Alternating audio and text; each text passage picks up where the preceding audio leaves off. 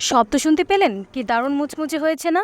জানি না সত্য বললে আমার চাকরি থাকবে কি থাকবে না, তবুও সত্যই বলব যে দোকান থেকে কেনা বেগুনি আমার একদমই ভালো লাগে না।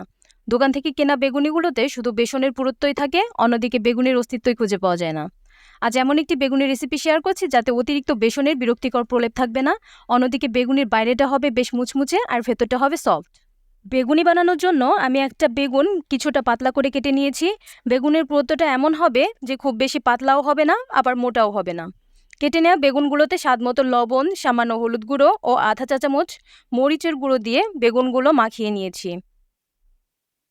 অন্যদিকে নিয়ে নিলাম আধা কাপ বেসন ও আধা কাপ চালের গুঁড়ো।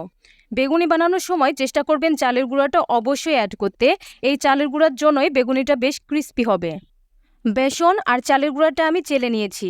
এরপর এতে আধা চা চামচ হলুদ গুঁড়া, আধা চা চামচ বেকিং সোডা, আধা চা চামচ মরিচের গুঁড়া, আধা চা চামচ জিরা গুঁড়া, সামান্য ধনিয়া গুঁড়া, আধা চা চামচ আদা বাটা ও আধা চা চামচ রসুন বাটা দিয়ে দিয়েছি। আর দিয়ে দিয়েছি স্বাদমতো লবণ। সবগুলো উপকরণ একটু মিশিয়ে নিয়েছি।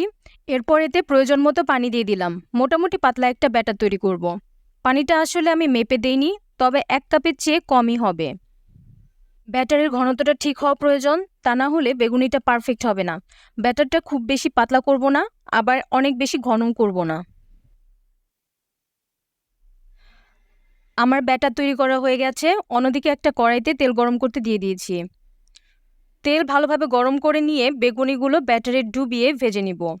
আচ্ছা, দাঁড়ান দাঁড়ান, ভিডিওটা একটু পজ করে নিন। দোকানের বেগুনি নাকি বাড়িতে বানানো বেগুনি, কার কোনটা ভালো লাগে আমাকে কমেন্টে জানান।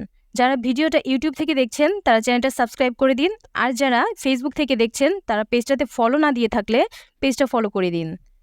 বেগুনি ভাজার পুরোটা সময়ই আমি চুলাটা মিডিয়াম হিটে রেখেছি। এক পাশ ভাজা হয়ে গেলে আমি বেগুনিগুলো উল্টে দিচ্ছি। এভাবে উল্টে পাল্টে সবগুলো বেগুনি ভেজে নিব।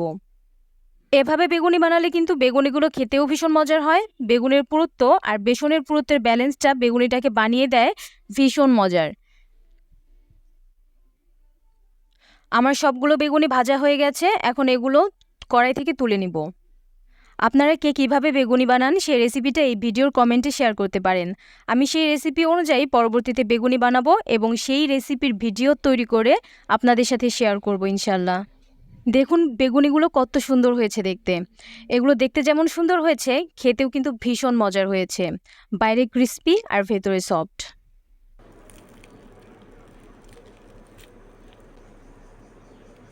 ভিডিওটা ভালো লেগে থাকলে ভিডিওটাতে লাইক, কমেন্ট ও শেয়ার করে দেবেন প্লিজ। ভালো থাকবেন সবাই।